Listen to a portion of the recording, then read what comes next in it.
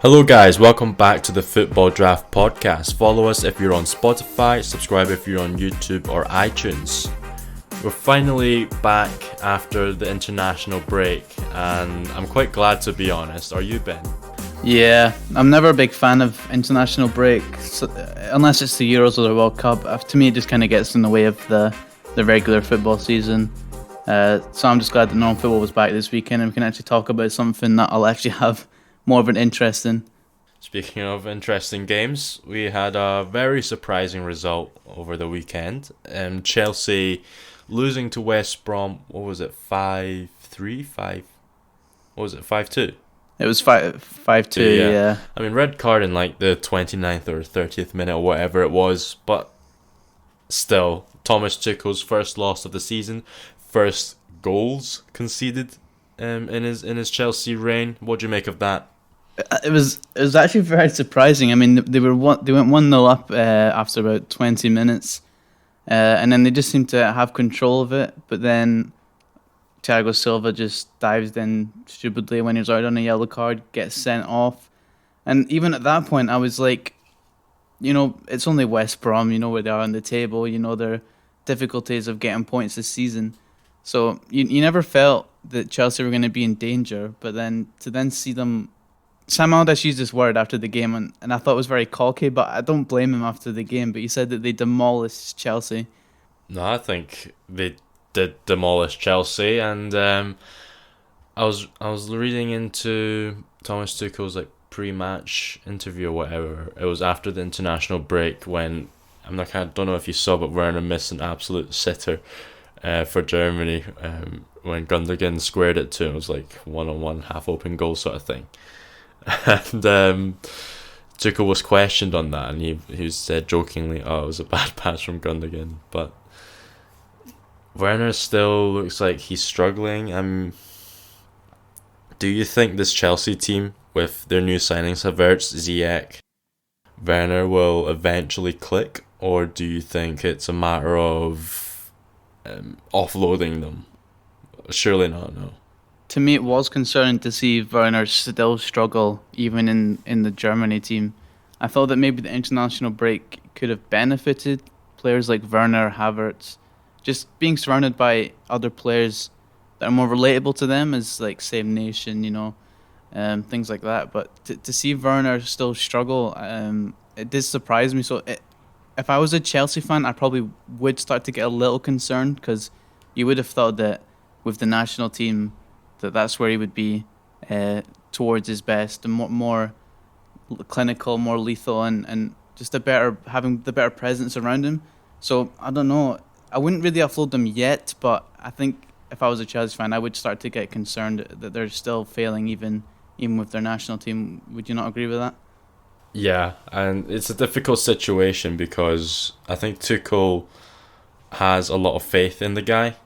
Just the way he speaks about him, saying how, he's been scoring his whole life. It doesn't just stop like that. All it will is take time. And to be fair, I am quite a big fan of Tuchel. I'm quite impressed by him. I remember when he joined Chelsea, I was a bit skeptical. You were saying that, no, James, Tuchel's actually a really good manager. I think he can get Chelsea into top four. And I was like, I don't know, man. He's not had the best track record. He didn't do that great with PSG, especially in the Champions League. But no, he's taken me by surprise, and he just seems really well spoken in interviews, and seems like a guy who likes to keep the dressing room quite positive. He doesn't like to throw his players under the bus. Werner, a great example. He could easily be, if it was Mourinho, be calling him fat and stuff. Exactly. I do like the energy that he has and attitude that he's shown ever since he's joined Chelsea. And you saw under Lampard, maybe you could see he was favouring more the English players with Chilwell, with Mount. But even now, Mount's shown that it's not just favouritism. He does have that quality, and he has a real talent. But with Tuchel, he kind of came in. He was giving everyone a chance. Players like Alonso, even Emerson, players that some fans maybe forgot about because they were just never playing under Lampard. And after yesterday's defeat, he was still saying, Tuchel, he was saying, this is now where we have to come together as a team. and then stick together. Whereas getting beat 5-2 at home to West Brom, other managers would have gone off at their team. Like you said, managers like Jose Mourinho, they would probably throw players under the bus, whether that's their intention, but just from the pure emotion of getting beat 5-2 at home might just overtake. But I like it. I like his attitude, and I did think that if he was given the right chance at the right time, that he would show himself. And it seems to be that at Chelsea, despite the loss at the weekend, that he can do it at the top level and in arguably the toughest league in the world. All credit to West Brom though.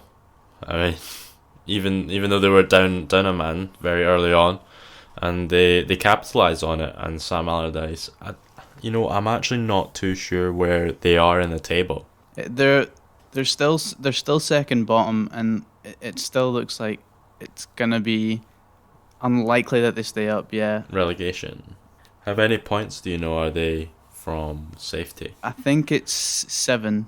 I think it's 7 points from safety, which when you're down at the bottom, it's still quite a bit of a jump. Like it's different attitude when you're at the bottom from when you're near the top. About 7 points, so That'll be a good boost though. yeah, definitely.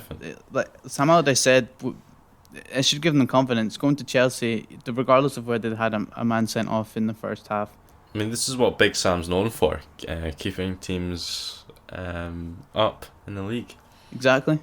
He did it at Sunderland. He did it at Crystal Palace. So if he does it again, then fair play to him. He just seemed to be that man saving teams from the drop. he kind of just gets passed about, like with like all the relegation fodder to try and get them to stay up, and then like either he mutually leaves or he gets, I don't know, finds an England job, and then we all know what happens. Throws that away after 66 days. So no, yeah. I mean, if he keeps, thing is, I reckon that if he keeps West Brom up, you'd probably leave at some point during the season and go somewhere else and save them. Or if they got relegated, they'd probably get rid of him, because he never seems to be a manager that can bring teams up or keep them there consistently. He can just save them for one season and then he just leaves and then joins someone else and does the exact same. But like he's impressive, but because of his style of football, like the top 6 wouldn't want a manager like that in. Yeah. So like he's always going to be restricting himself. Yeah. In that sense. And even now, I think he's, I don't know how old he is, but he's probably is starting to come near to the end of his managerial career. So you might just get a couple more jobs similar to West Brom and just try to save a couple more teams and then call it. But Arsenal might need to look into him soon. I don't think they're quite in that bad a position yet. But I mean, their game at the weekend wasn't so great, was it? Nah, like sometimes you have to accept, you're playing a better team, and I'm talking about the likes of your Liverpool's and Man City. Even though Liverpool aren't doing this great this season, but if you lose to Man City and Liverpool, it's reasonable. I'm not gonna be extremely pissed off or anything like that. But it's the manner in which you lose it, and for me, that was the worst performance by Arsenal in the whole season. And call it scapegoats or whatever you want. Like none of those players played well that day, in my opinion, from Arsenal. But I expected more from the likes of Aubameyang, your Lacazettes. Ceballos was awful, and I'm just looking at that. Like Liverpool are without like their best centre back pairing, and it's just a shame that our forwards didn't capitalise on that. Yeah, admittedly, I didn't watch the game, so I didn't see. I only saw what the highlights can show me, and obviously most of the highlights was just what Liverpool did, scoring the 3 goals in the second half. There didn't seem to be really any highlights from the first half, really. But even looking at the lineups, I did think that Arsenal had a chance. With Liverpool's defensive problems, like they're always going to have Salah, Mane, Jota recently coming back from injury. Like they're going to have those players anyway. So there's a chance they're going to score goals, but with their defence, with having Kabak and what was it, Nat Phillips starting that game, you have to take that chance. You have to cause them more problems, because think about it. At the start of next season, they're gonna have Van Dijk back, and then they could be back to challenging for the title again.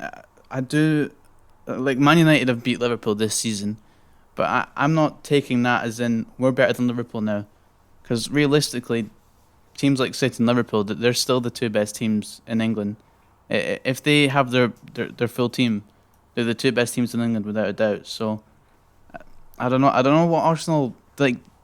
Was it actually a bad performance, or was it just Liverpool's forwards just We got dominated, but we did not get the ball. the whole game? And the chances we had were like maybe like a cross from the wing and then like a weak header at the back post. That was it.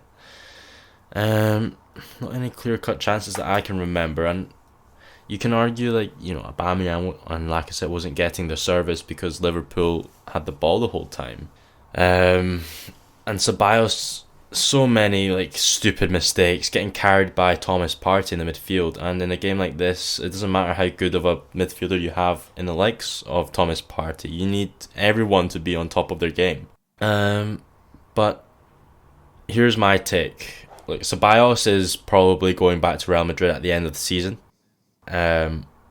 Odegaard, hopefully we can bring him in from Real Madrid. But a player I'm looking at is Aubameyang. Now, I know how much he's contributed to Arsenal over the past few seasons he's been here. The goals he's scored, the records he's broken. I mean, the guy signed a new contract at the start of the season, for goodness sake. But I'd sell him. Is he not having his worst spell since he's come to Arsenal at the moment? Like in terms of goals anyway. Maybe not performances, but with goals especially, is he not having like his worst spell so far since he's joined Arsenal? Yeah, and I don't know, man. It's not just the goals he's lacking. He looks like his whole demeanor is different.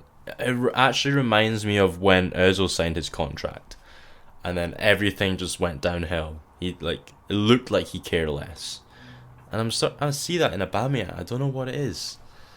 He's got his paycheck now and his fancy hair. Oh, I don't know about the fancy hair. It doesn't look great. So what do you think that even though he signed the contract that he is maybe looking to leave, or he doesn't really want to? Nah, he's definitely not looking. You wouldn't sign a contract if you're looking to leave. But I'd certainly, if I was Arteta and Edu, I'd look at the option to sell him, even though he's just signed a new contract. So is it bad to now look more into when he got dropped? What was it, a couple of weeks ago for being late or whatever the rumours were? Could it be worth looking into that more now with it, like you said, like his demeanour now, maybe his attitude's changed, or do you still think that? No, because his attitude was the same before that. Look, he is our best striker. He's our best forward. There's no doubt about that. But I feel like some games I can rely on Lacazette more. In the North London derby, it was where he was dropped, right? Aubameyang, I mean. Yeah. And then Lacazette got put in and we won. exactly. I remember watching that game and I was impressed with Lacazette. Like, think about it. He maybe wasn't necessarily starting that game in Arteta's original plan. So maybe it could have been a last minute decision, and to go in and perform like he did, it did prove to me that he could step up when Aubameyang's absent. So I kind of agree with you there that you can rely on Lacazette maybe more in certain situations than you can rely on Aubameyang. Aubameyang's like one of those players where if you feed him the right ball in the whole game, once in the whole game, he can put it away. There are times that has happened in many occasions. That's because he's a great finisher. But apart from that, I don't know what he actually contributes. He doesn't really, he's not a great crosser. His dribbling, he dribbles very well, but I feel like he disappears from games. Whereas Lacazette, if he has a bad game, he at least puts himself about, Do you think that Aubameyang could be missing Mesut Ozil? Because I remember, I think it was last season under Arsene Wenger, where Aubameyang and Ozil seemed to have this great relationship, this great partnership, and that's why Aubameyang was scoring as many goals as he did, because I remember seeing a few goals between Aubameyang and Ozil, and it seemed to be really impressive. So I don't know if maybe now that Ozil's gone, that he's kind of lost that presence and that extra relationship in the team. I'm not trying to discredit or disregard Odegaard in any way, but I don't know. Do you think he's maybe missing a player like Ozil? Just from what I saw before that he had with Ozil, it seems like that's now gone. It's very likely. It's very likely that without Ozil now, Alba's not playing as well. But we have to face the reality now. Ozil's not here, so what are we going to do? How are we going to plan for the next 2 seasons? We can look at the past and think, okay, yeah, if Ozil was still here and maybe Alba would still be banging in 25 goals a season. But he's not here. So what are we going to do about it? We're going to sell him, we're going to keep him. Lacazette's towards the end of his contract as well. Like, on paper, you'd sell Lacazette because overall, he's not as great as forward as Aubameyang. That's the truth, and he's on his last year of his contract. But I don't know. There's something about Aubameyang that I don't feel like I can. Like, he disappears from games. I know. There's no way. There's no other way to put it. Yeah. So speaking about like attitudes and like with Aubameyang's maybe demeanor changing or whatever, what did you make of like Arteta's comments after the game? You know, he used literally just phrasing his words, not trying to change it. He literally said like, uh, maybe Arsenal to win on Thursday, like they were talking about, they need to have courage and big balls. Like that's literally what he said in the interview after the game. Like, what did you make of that? Did you think it was maybe? I don't think it was too harsh at all. I think those were the right words. I mean, if you, like I said earlier, I don't mind losing to a team, as long as we put a shift in.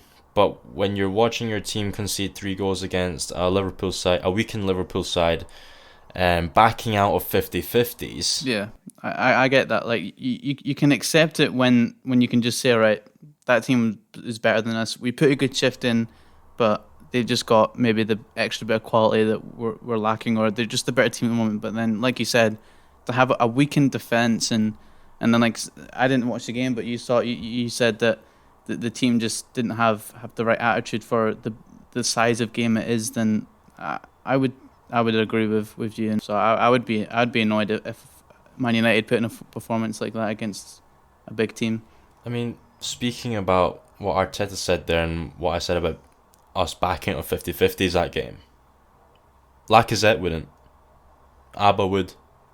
That for me is like an example of why I'd keep Lacazette and sell Abba. Do you think Lacazette would do more of the, I don't know what you would call it in football, like the dirty work, like doing more of the pressing, more of the going in for 50-50s? Do you think Lacazette is more up for that than Alba would be, or?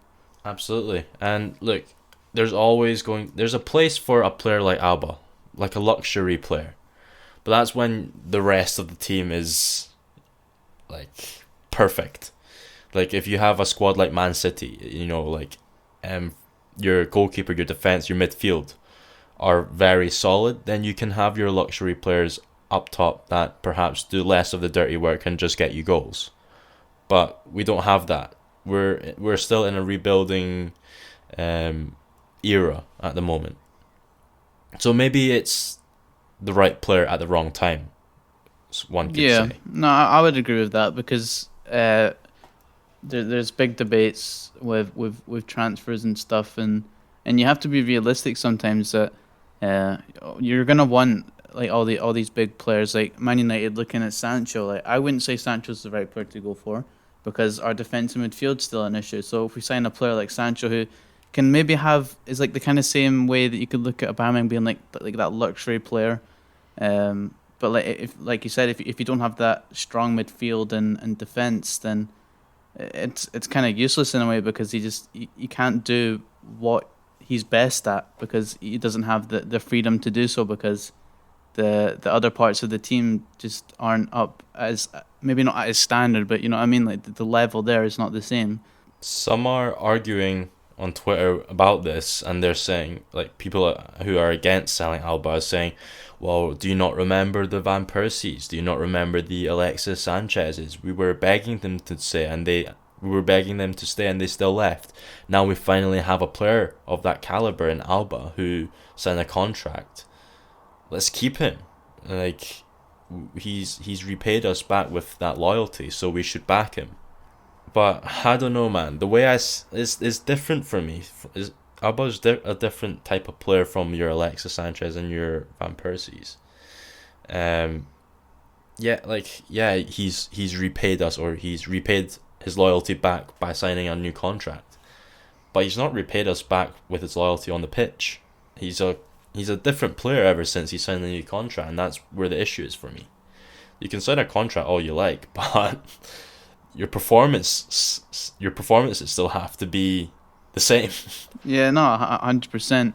But do you think that he would do better if Arsenal made, I don't know, signed a few players or whatever? Like, I think I can't remember how it was. It might have actually been Pogba at one point. You know, it's like at Man United where he would only sign a new contract if Man United improved this position or that position, or sign this player he recommends. Do you think Aubameyang could maybe not be the same as what Pogba may have been like, but I think you could argue that he is expecting signings in certain positions to improve the team that would make him happier than maybe he is. I don't know what I'm trying to say, but do you know what I mean? Like, when you sign a contract, you're maybe expecting then the team to improve in other areas around that player. Because I think Aubameyang maybe not knows, because maybe that could be a bit arrogant, but like, he is that luxury player that when he did sign that new contract and committed himself to Arsenal,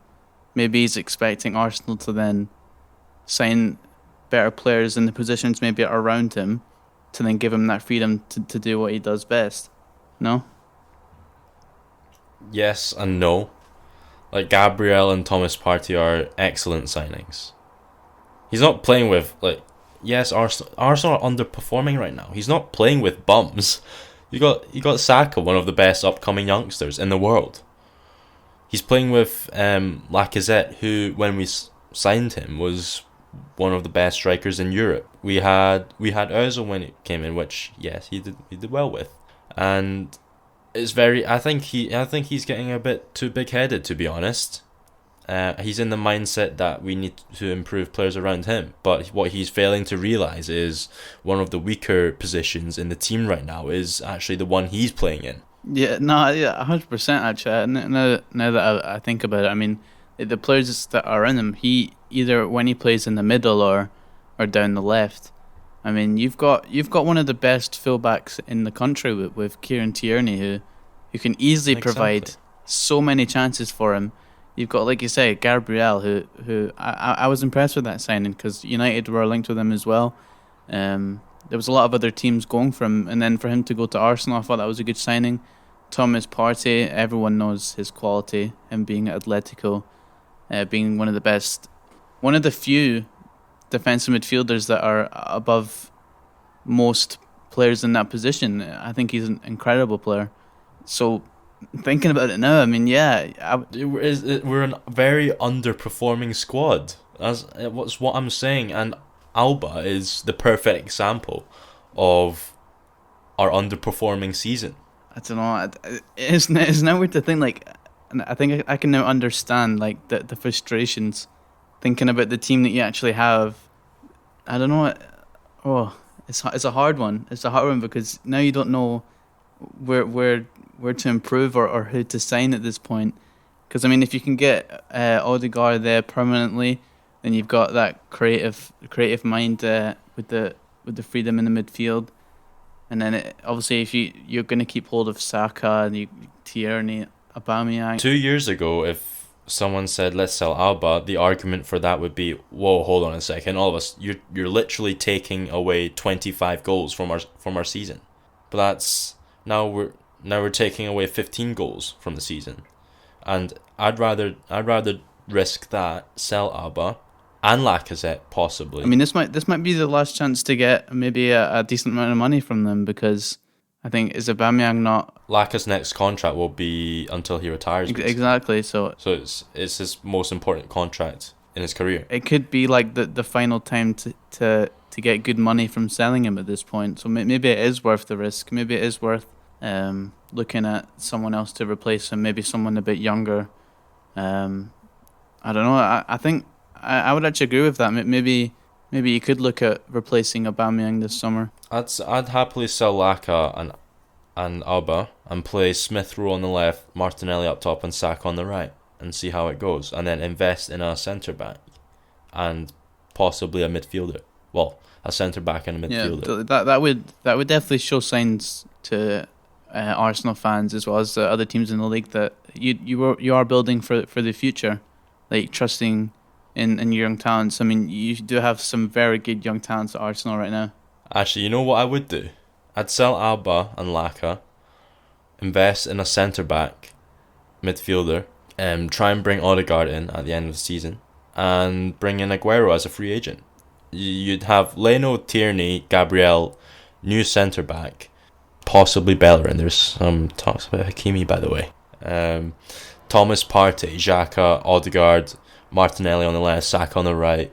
Although I think Martinelli's being converted to a centre forward. I don't know. So you could have Saka on the right, Smith Rowe on the left, Aguero up top, and Martinelli learning from Aguero. Yeah, I think I would actually agree. I don't think that's unrealistic. No. You know, people listening might think I'm playing FIFA here. Dude, Aguero's a free agent. He's settled in England now for a while. He's not exactly like retiring or anything. I think he's old. I think he's maybe like 33 or something. Yeah, and if there's one of the managers that could convince him to sign for anyone, I think it would be Arteta, because worked under Pep. I would reckon Arteta had a good relationship with basically all the players there.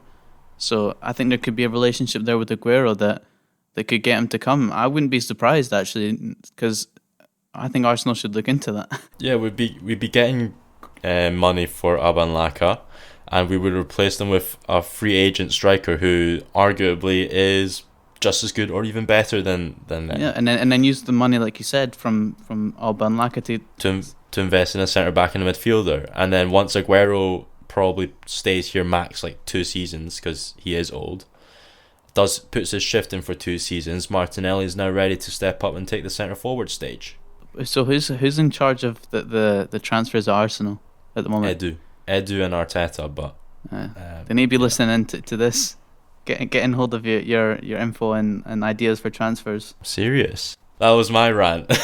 Yeah. No, it's good. I agree with most of your points.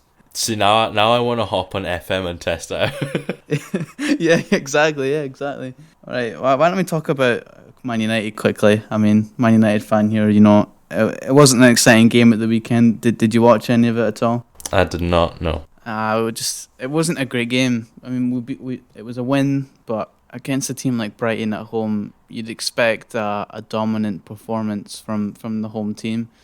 You'd expect them to take full control. And okay, Brighton are a good side. Being a good team, because I think Graham Potter's an underrated manager. Some of the football they play, I think is very good football. I rate a few of their players, Trossard and Bissouma, mainly. But even so, like, I think Man United should have done a lot better in that game. They didn't really show that they were the better team.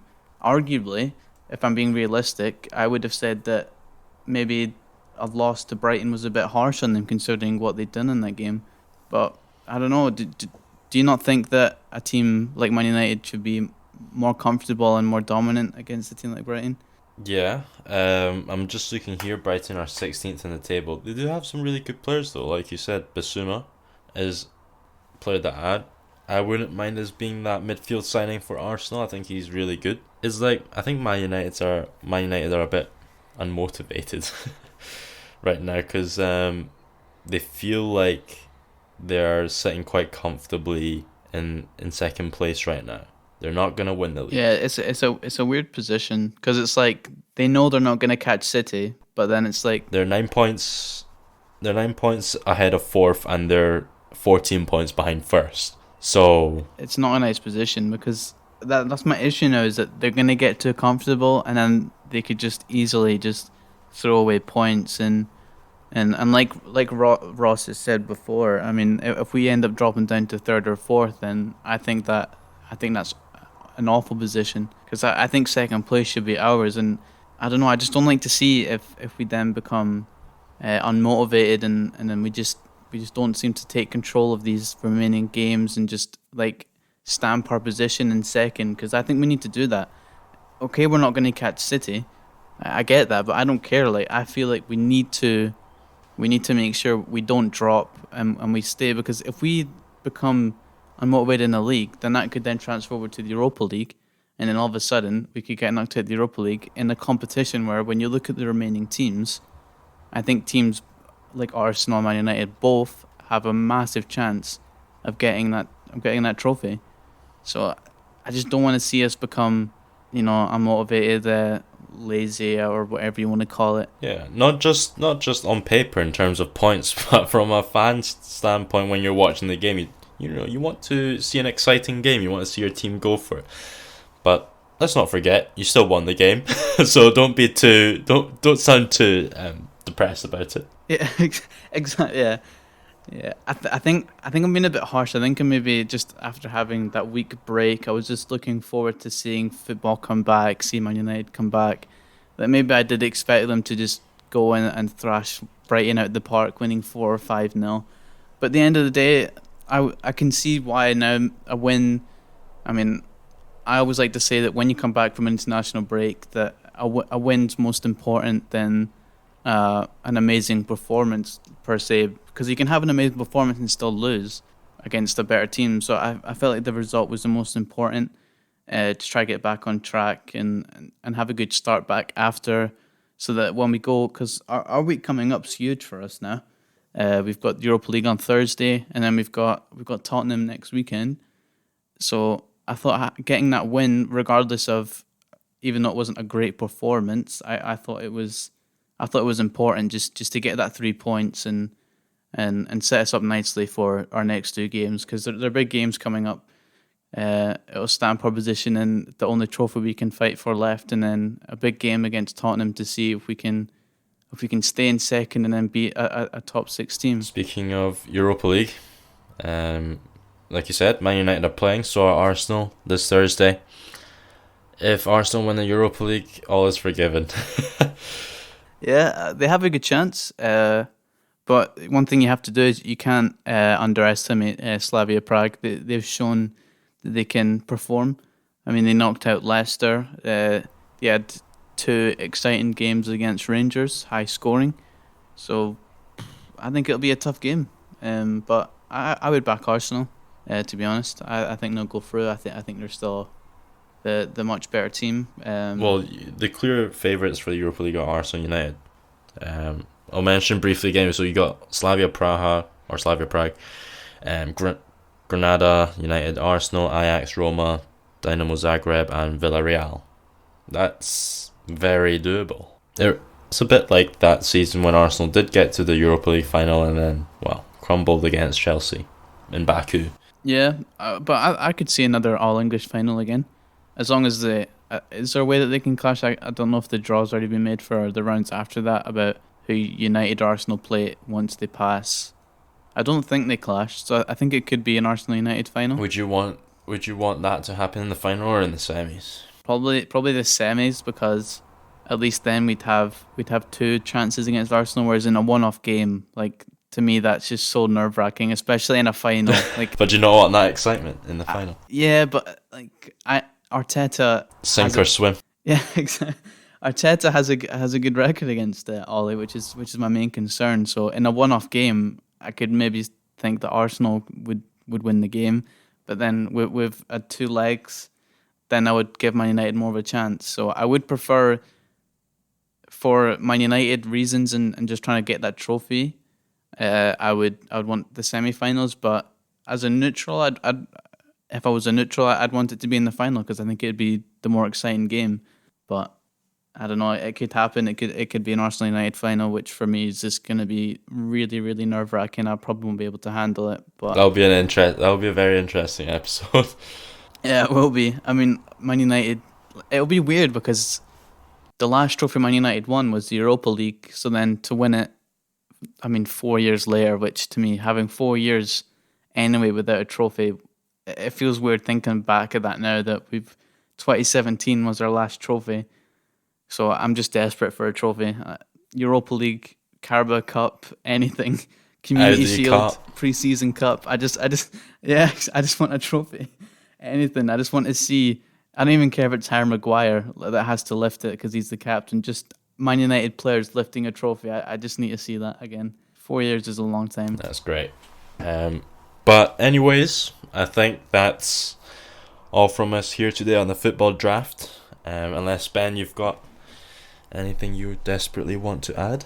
No, I think that's all. I'm just excited for the week coming up with European football back. So Yeah, and just to clear things up, we decided to take a break last week because of the international break, but we're glad to be back. Ross today unfortunately couldn't make it, but hopefully you can see him back on next week.